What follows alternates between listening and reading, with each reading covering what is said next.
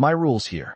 Officer Grant Holloway's voice cut through the heavy summer air like he owned the sky itself, and in that moment, standing in the middle of Maplewood's industrial strip, he believed he did. The late afternoon sun hung low over the Alabama horizon, turning the rows of metal garages into glowing silhouettes, heat rising in visible waves from the asphalt. Patrol lights flashed red and blue against the corrugated steel doors of Reed's Auto Repair, painting the building in colors that felt less like safety and more like warning.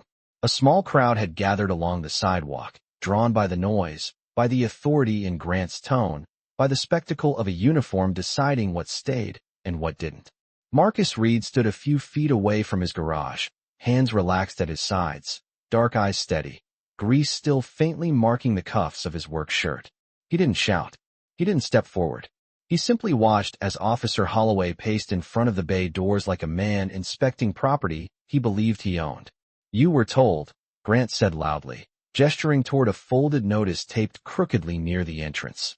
"This place violates town code. Unsafe structure. Unauthorized modifications. I gave you 72 hours. The paper fluttered in the warm breeze, its edges curling from the heat. Marcus glanced at it once, then back at the officer. "I filed the appeal," he said calmly. "It's pending." A few people in the crowd shifted uncomfortably. They knew Marcus. He'd fixed their brakes, replaced their transmissions, stayed late when a single mom needed her car by morning. He was the kind of man who kept spare cold bottles of water in a mini fridge for customers waiting in July humidity. Grant let out a short laugh, the kind that didn't reach his eyes. Pending doesn't mean protected. He turned toward the fire marshal standing near a county truck and nodded once. The message was clear without being dramatic. Procedures began. Barriers were moved. Equipment was positioned. The air grew thick, not with smoke, not yet, but with something heavier, anticipation. Marcus's gaze swept briefly down the street where a black SUV sat parked half a block away, windows tinted, engine off. It had been there earlier too, though no one seemed to notice. He pulled his phone from his pocket, checked the screen, and slid it back without dialing. "You're making a mistake," he said quietly, not as a threat, not as a plea, just as a statement of fact. Grant stepped closer, lowering his voice so only Marcus could hear. "This is my jurisdiction. My rules." Then louder, for the crowd, for the cameras already raised in a few trembling hands, he repeated, "My rules here." The first signs of enforcement began, controlled and procedural, the way officials describe irreversible decisions. The metallic scent of heated steel drifted into the air. People murmured. Someone whispered that this felt extreme. Someone else muttered that Marcus should have just complied. Through it all, Marcus didn't move. He didn't argue about square footage or zoning language. He watched the reflections of flashing lights dance across the surface of his garage door, the same door his father had helped him install 15 years ago when the business was nothing more than a rented shell and a borrowed toolbox.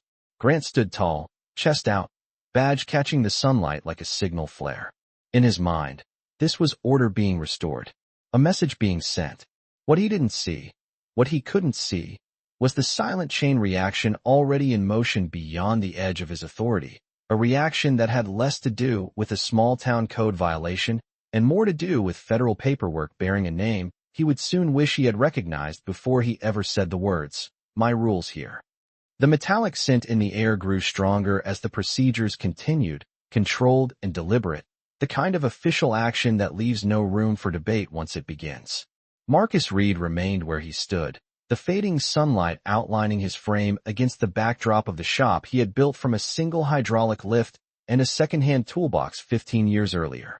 He could still remember measuring the concrete floor himself, counting inches twice before drilling the first anchor bolt, promising his late father that one day this place would carry their name with pride. Now that same concrete reflected the flashing patrol lights like a warning no one wanted to interpret. Officer Grant Holloway adjusted his duty belt and scanned the small crowd with visible satisfaction. People were recording, whispering, stepping back when directed. Authority had a rhythm, and he moved in sync with it, confident, assured, convinced that the town would see this as enforcement, not excess. "You had your chance," he called out again, though Marcus had not said another word. A county official approached with a clipboard, murmuring something about safety compliance and procedural documentation. The language sounded neutral, almost harmless, but the weight of it pressed down like the thick southern humidity settling before a storm. Marcus finally spoke, his voice even, measured, the way a man speaks when he knows the outcome is already in motion. "The appeal is filed under Reed Holdings Incorporated," he said. "You should check the registered ownership before you finalize anything." Grant barely glanced at him. "Ownership does not override municipal code." The words came fast, rehearsed, delivered for the audience more than for Marcus. A woman from across the street shook her head softly.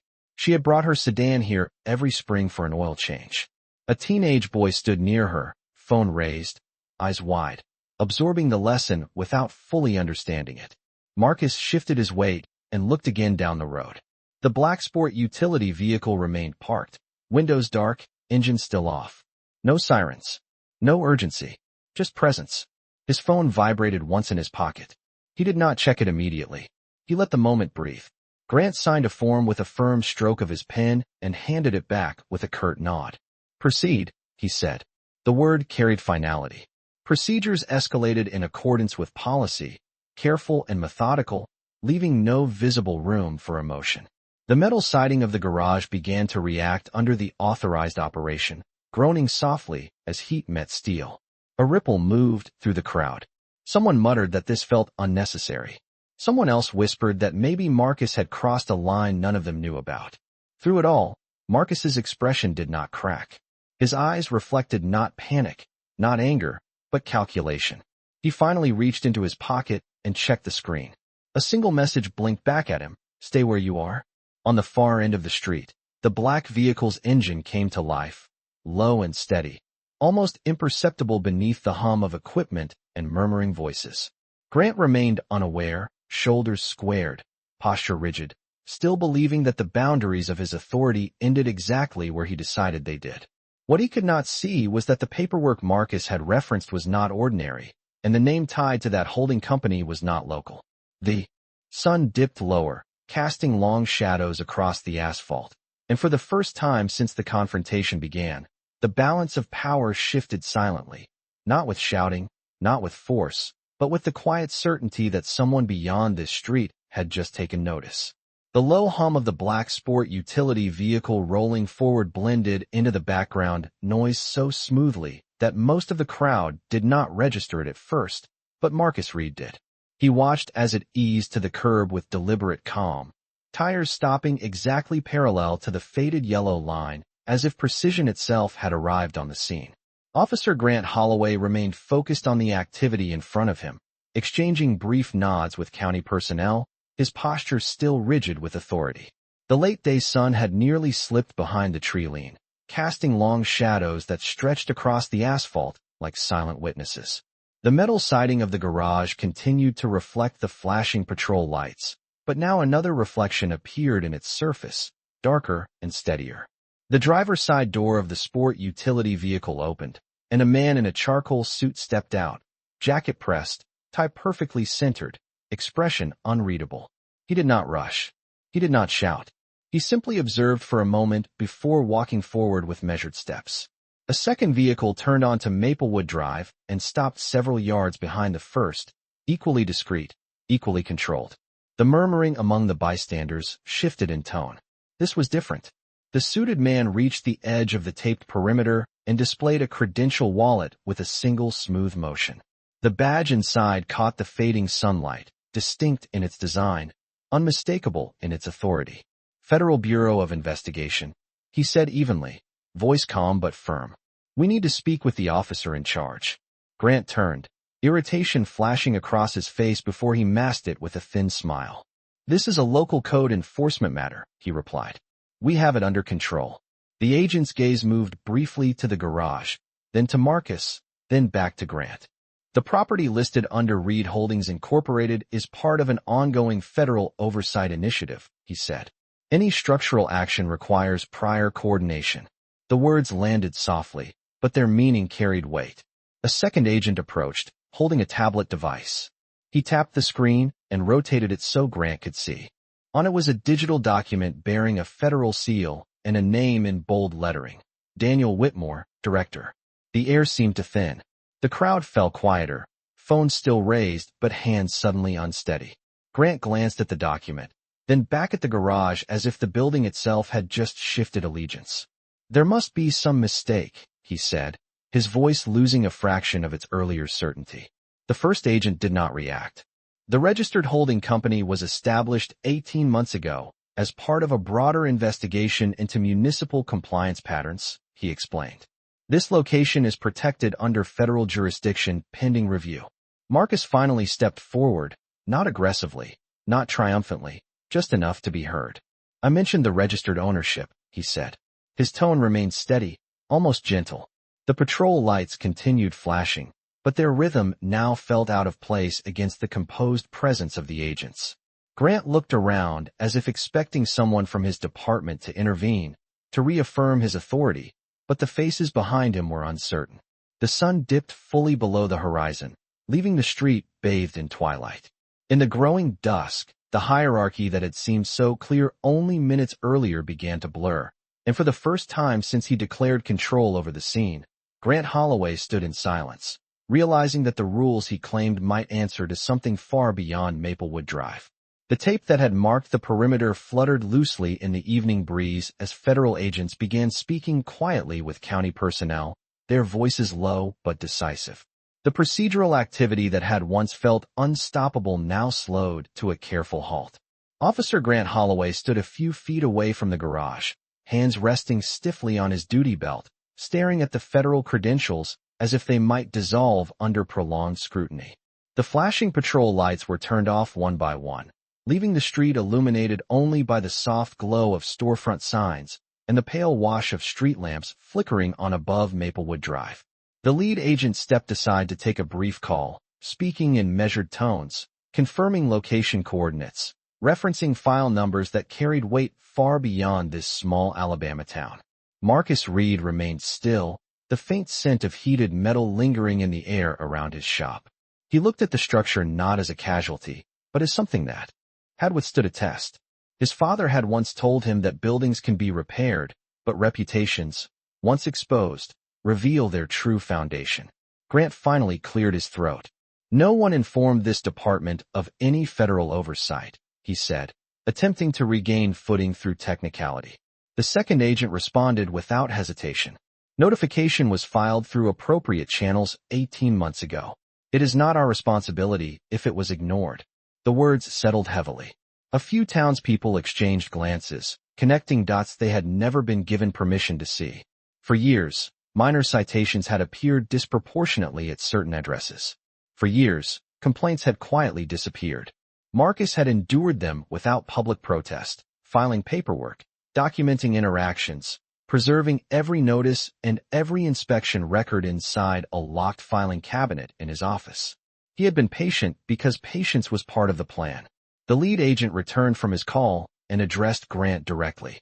"Effective immediately, your actions today will be subject to review under federal property protection statutes. You are required to provide a full statement before the end of this shift." The request was calm, but its implications were unmistakable. Grant's jaw tightened. The authority he once projected outward now felt like weight pressing inward. He glanced at Marcus for the first time not as a target, but as a variable he had miscalculated. Marcus met his gaze steadily. "I built this place from nothing," he said quietly. "Brick by brick. Permit by permit. I followed every rule." There was no anger in his voice, only truth. The agents began documenting the scene, photographing equipment positions, recording timestamps, ensuring that every procedural step was preserved. The crowd slowly thinned, people walking home with a story that would travel faster than any official report. Above them, the sky deepened into full night, stars faintly visible beyond the town's glow. Grant removed his hat and ran a hand through his hair, a small gesture that revealed the strain beneath his uniform. The power he had claimed hours earlier now felt fragile, dependent on approvals he no longer controlled. Marcus looked at the federal seal displayed once more on the tablet screen, then back at his garage. The structure still stood. The sign bearing his family name still hung above the entrance. And in the quiet aftermath of authority challenged, it became clear that some rules are written in ink, but others are written in patience, documentation, and and the quiet certainty that truth does not rush, because it does not have to. The night settled fully over Maplewood Drive, and with it came a silence that felt heavier than the noise that had filled the afternoon. Federal agents continued their work with quiet efficiency, documenting, photographing, recording statements with the kind of patience that suggested they had done this many times before.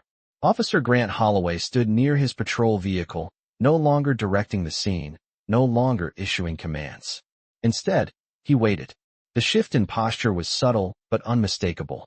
His shoulders were not as squared. His chin was not lifted as high. Authority, once projected outward, now seemed to rest on uncertain ground. The lead federal agent approached him again, holding a digital recorder. "Officer Holloway," he said evenly, "for the record, please confirm the basis for initiating structural enforcement on this property." Grant hesitated for a fraction of a second too long. "Municipal Safety Code violation," he answered. "Improper modifications and failure to comply within 72 hours. The agent nodded slightly. "And prior to executing enforcement procedures, did you verify registered ownership through state or federal databases?" The question was calm, clinical. Grant's eyes shifted briefly toward the garage, then back to the agent. "Ownership does not exempt code violations," he replied, attempting to steady his tone. "That was not the question," the agent said.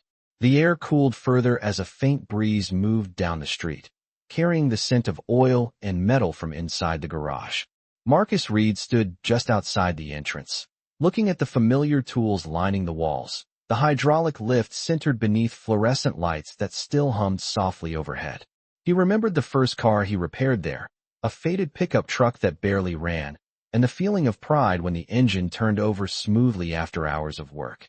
He had built this place with permits approved, inspections passed, every form signed and filed. He had learned long ago that documentation was protection. A second federal vehicle arrived quietly and parked behind the others. Two additional agents stepped out, one carrying a slim briefcase. The presence on the street no longer felt temporary. It felt established. The lead agent finished the preliminary questions and turned off the recorder. "You will receive formal notice regarding the review process," he said to Grant.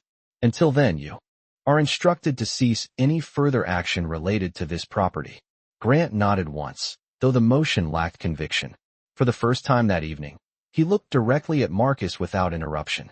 There was no accusation in Marcus's expression, no triumph, only a steady gaze that reflected endurance. The small town around them had grown quiet, porch lights glowing in the distance, windows flickering as neighbors discussed what they had witnessed. Maplewood Drive would not forget this night. Grant removed his badge from the front of his uniform for a brief inspection, turning it slightly in his hand, as if searching for reassurance in its polished surface.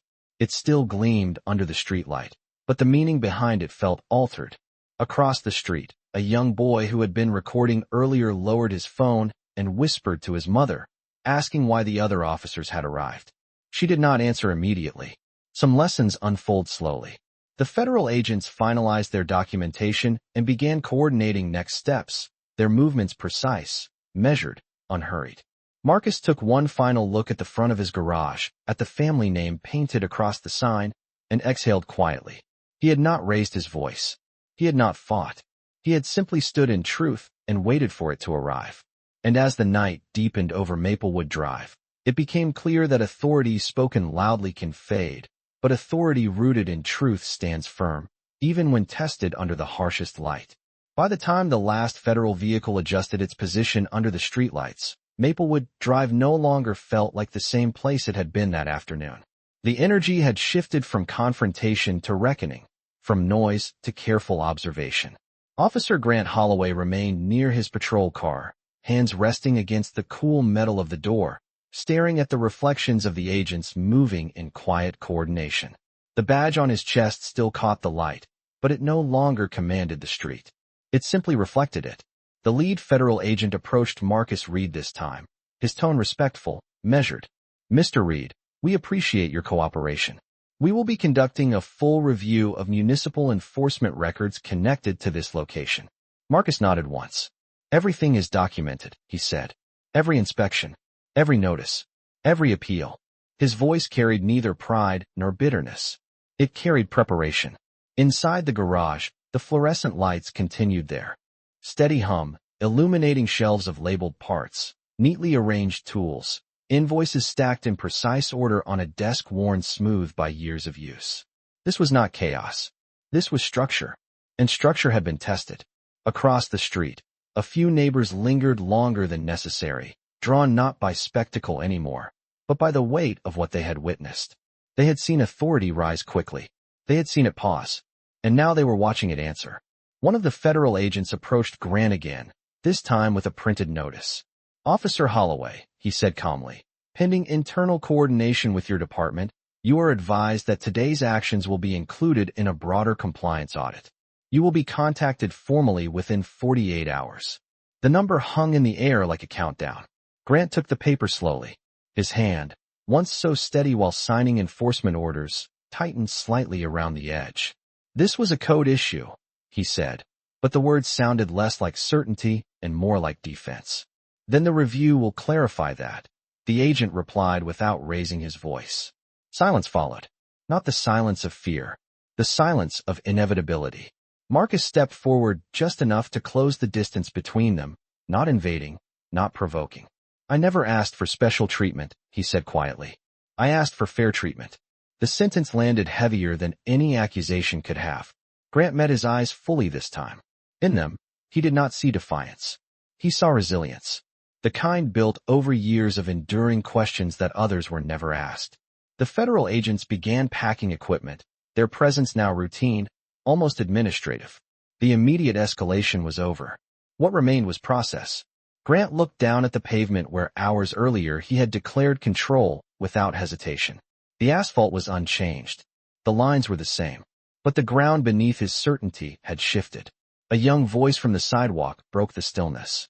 "Mom," the boy whispered again, "who makes the rules?" She looked at the agents, then at Marcus, then at the officers standing in conflicted silence. "The rules," she answered softly, "are supposed to protect everyone." The words drifted across the street like a quiet verdict. Marcus turned back toward his garage, running his hand lightly along the edge of the door frame, feeling the solid steel beneath his palm. It still stood. His name still hung above it.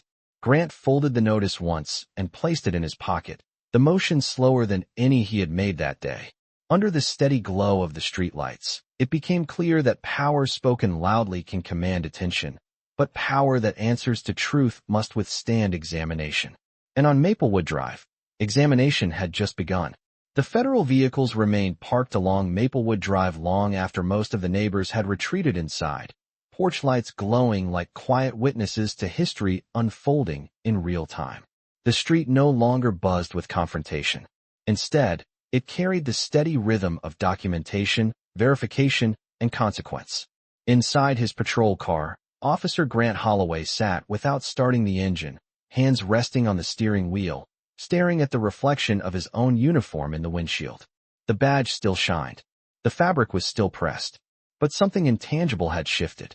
Across the street, Marcus Reed walked slowly through his garage, checking the structure carefully, ensuring every beam, every panel, every piece of equipment remained secure. The fluorescent lights cast a steady white glow across the concrete floor, illuminating the hydraulic lift, the neatly arranged wrenches, the framed photo of his father mounted near the office door. He paused there for a moment, looking at the photograph of a younger man in coveralls, smiling beside a freshly painted sign that read "Reed Auto Repair. Build it right," his father had once told him, "and no one can take it from you without exposing themselves." Outside, the lead federal agent finished speaking with county officials and approached Grant one final time that evening. "Your department will receive formal communication by morning," he said evenly. "We advise full cooperation." There was no accusation in his tone, only certainty. Grant nodded slowly, the weight of those words settling into the quiet space around him. For years, he had operated within a system that rarely questioned his judgment. Minor infractions, selective enforcement, discretionary authority. All of it had felt routine. Tonight, routine had met review. A second agent handed Marcus a copy of the protective documentation, pointing briefly to the federal seal and the reference number tied to the oversight initiative. "This location remains under federal protection," she said. Any further municipal action must be coordinated through our office. Marcus accepted the paper carefully, folding it once before placing it inside his office drawer beside stacks of previous inspection records. He had learned that paper trails outlast arguments. On the sidewalk, the young boy who had asked about the rules earlier looked back toward the garage, eyes thoughtful. The scene he had witnessed would stay with him longer than he understood. Authority was not just about volume. It was about accountability. Grant finally stepped out of his patrol car and walked toward the agents. His movements were slower now, measured, as if each step required calculation. I acted within my understanding of the code, he said quietly. The lead agent met his gaze. Then the review will determine that, he replied. That is how systems are supposed to function. The words were not harsh. They were procedural, but they carried the clarity of structure that does not bend to ego. Marcus stepped outside again, closing the garage door halfway, leaving enough space to show that it still stood, intact, resilient. He looked at Grant, not with hostility, but with something deeper. Fair is not a favor, he said calmly. It is a right. The night air felt cooler now, almost cleansing. One by one, the federal vehicles prepared to depart, their engines starting with controlled precision. Maplewood Drive returned to its ordinary quiet, but nothing about it felt ordinary anymore. Grant remained under the streetlight as the last vehicle pulled away, the glow casting a long shadow behind him. The street had not changed. The buildings had not moved. But the balance of power had corrected itself, not through force, not through anger, but through truth documented, patience sustained, and a system finally asked to answer for itself.